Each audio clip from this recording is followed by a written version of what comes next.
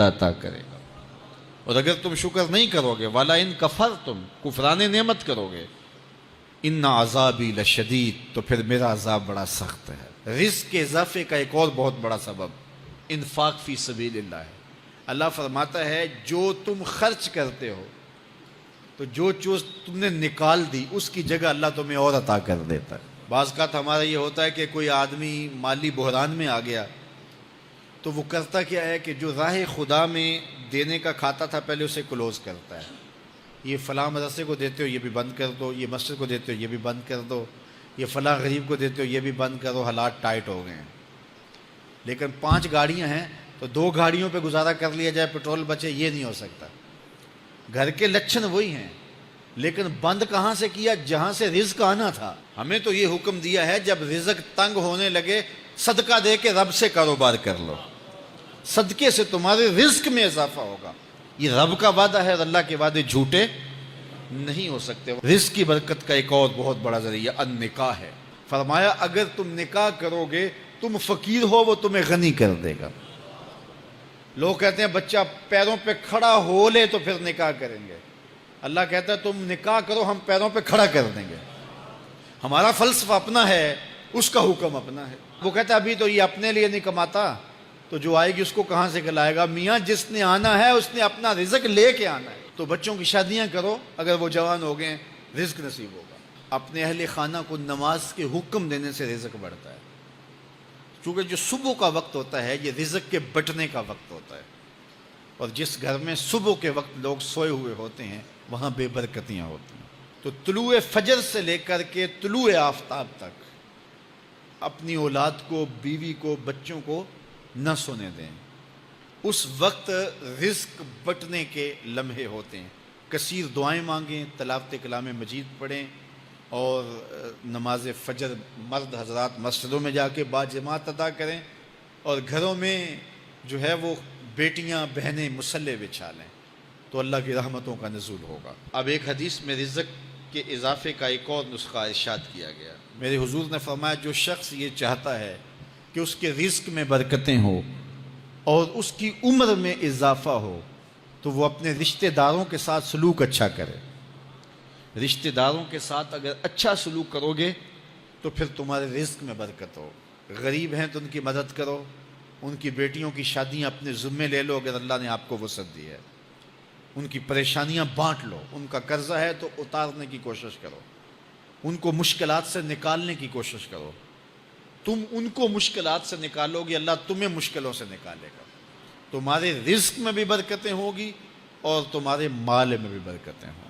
فرمایا بہتر صدقہ وہ ہے جو ناراض غریب رشتہ دار کو دیا جائے۔ اگر وہ پھنس گیا ہے، مجبور ہے، ناراض ہے تو اس کو اگر دیں گے تمہارا نفس اس میں شامل نہیں ہوگا، تو یہ افضل صدقہ ہے جو ہر صورت میں قبول ہی قبول ہے۔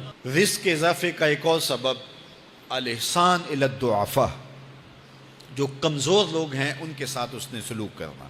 الانفاق علی طلبۃ العلم، طالب علموں پہ خرچ کرنا، یہ بھی رزق میں اضافے کا سبب اور ذریعہ ہے۔ وہ حضرت بابا فرید نے کہا نا چھٹا رکن دین کا روٹی ہے۔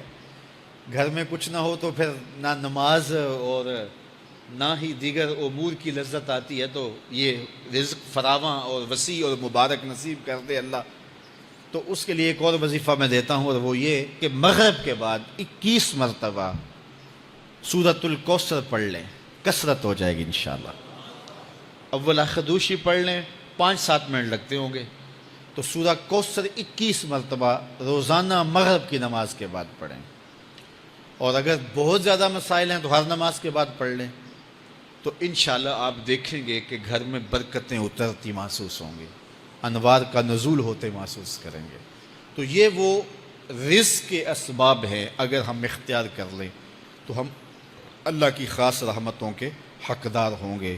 اللہ ہم سب کو رزق حلال، رزق وسیع، رزق سہل، رزق مبارک، رزق فراواں نصیب فرمائے۔ علیہ السلام پر درود پڑھنے سے انسان خود سنورتا ہے اور اللہ کی رحمتیں اس پر نازل ہوتی ہیں۔ علماء نے لکھا ہے کہ درود اللہ کی بارگاہ میں ایک دعا ہے جو اللہ کی بارگاہ میں عرض کی جاتی ہے، اے اللہ، نبی رحمت صلی اللہ علیہ وآلہ وسلم پر رحمتوں کا نزول کر۔ تو کوئی یہ دعا مانگے کہ اے اللہ اپنے نبی پر رحمتوں کا نزول کر، تو کیا اللہ تعالیٰ اس کی یہ دعا قبول نہیں کرے گا؟ تو درود ہر صورت میں قبول ہے۔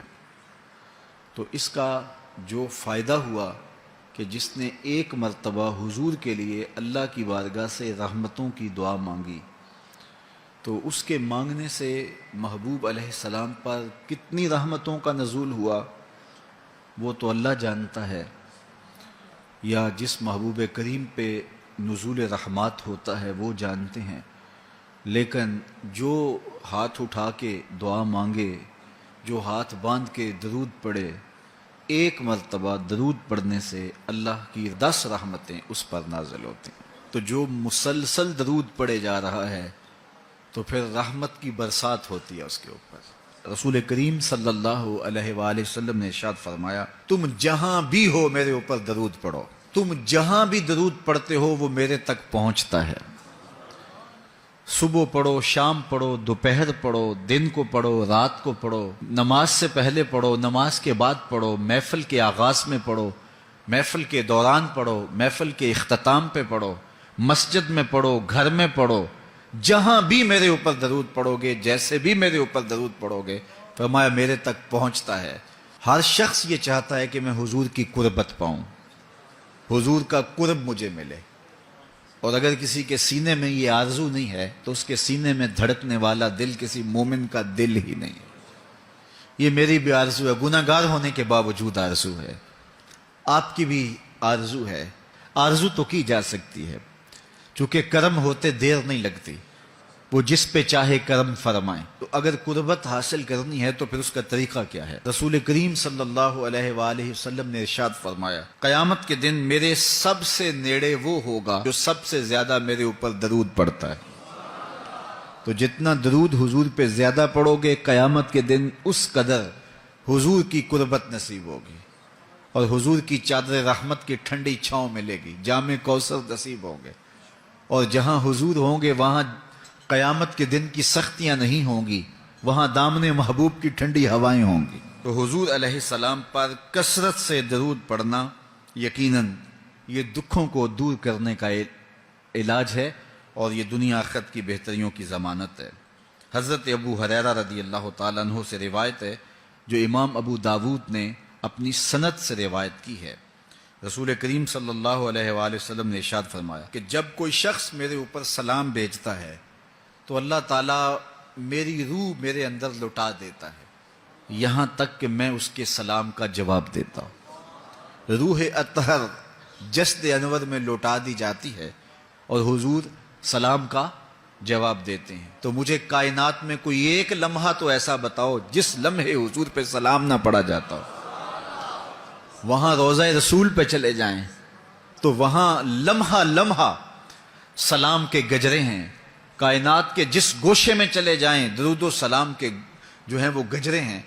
تو کوئی ایک لمحہ بھی 24 گھنٹوں میں ایسا نہیں ہے کہ جب حضور پہ سلام نہ پڑا جاتا ہو، اور جب سلام پڑا جاتا ہو تو حضور کی روح اطہر بدن رحمت میں ہوتی ہے اور حضور سلام کا جواب دیتے ہیں، اور جس کو حضور سلام کا جواب دے دیں، اللہ اکبر، کہ درود پڑھا کرو۔ درود حضور علیہ الصلاۃ والسلام سے جواب کا ذریعہ ہے، اور جب جواب جناب رسالت مآب صلی اللہ علیہ وسلم کی جانب سے آ گیا تو دنیا میں بھی بھلا ہی بھلا ہے، آخرت میں خیر ہی خیر ہے۔ حضور علیہ الصلاۃ والسلام نے ارشاد فرمایا، جس کے سامنے میرا ذکر کیا جائے اور وہ میرے اوپر درود نہ پڑے، وہ کائنات کا سب سے بڑا بخیل، سب سے بڑا کنجوس ہے۔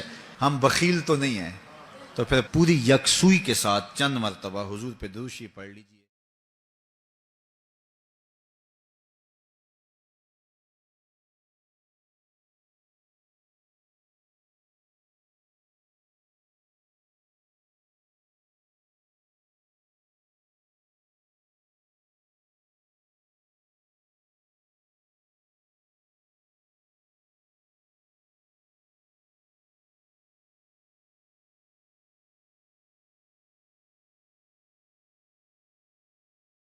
السلام علیکم، welcome to my YouTube channel. Like subscribe کریں اور بیل آئیکن کو دبا دیں تاکہ آنے والی ہر نئی ویڈیو آپ کو مل سکے۔